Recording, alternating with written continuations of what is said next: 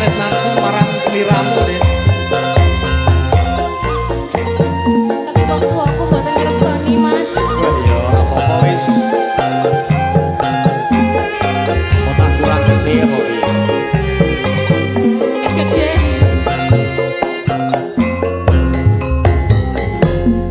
Dek yen wis tak tukoke wujud dali sakotange saikine lakon ilang sak slirane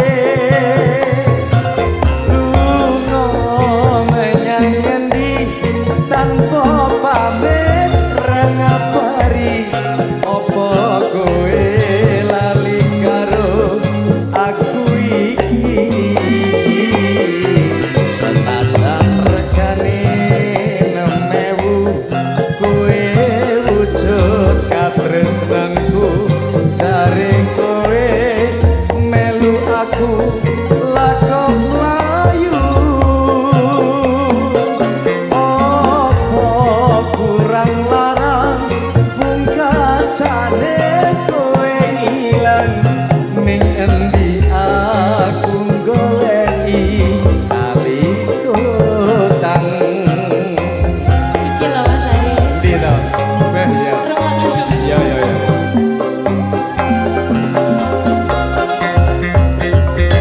Iki masaline takon gorake marek keparan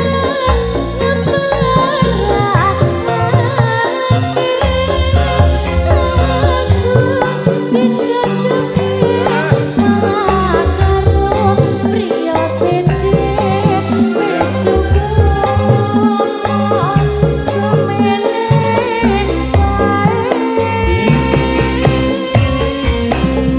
Duh Mas ambom besuki aku ora bakal lali yen Gusti ngamarake mesti bali tali kotang iki tak simpen tekaning pati tali kotang saksi tresnaku kang suci Kok simpen nanti Mas Aris?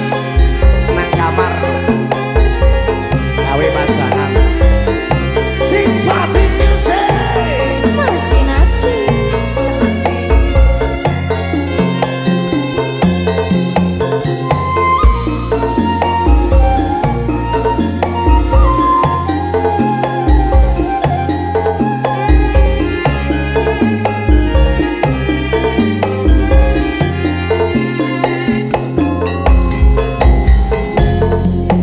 biyen wis tak tukoke wujud tali sakotange saikine lakon ilang sak slirane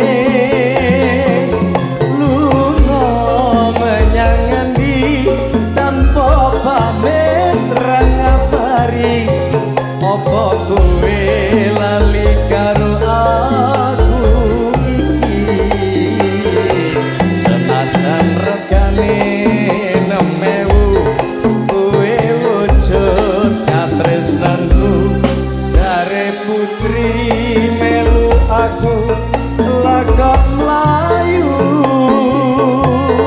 apa kurang larang pungkasane kowe ngilang ning endi aku goleki tali kotang nang kene iki lho Mas Aris. Iya. Kowe iku tak golekane dhewe wae. Ya. Iki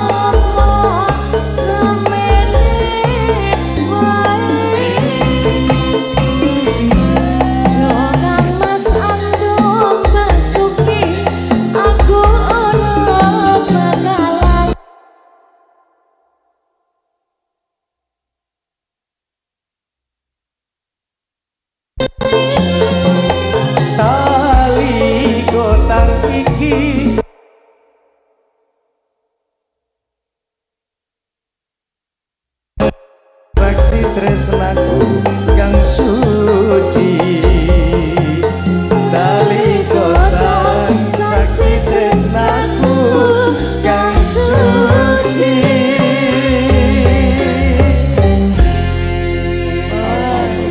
Alhamdulillah pun kula undurke nggih Mas.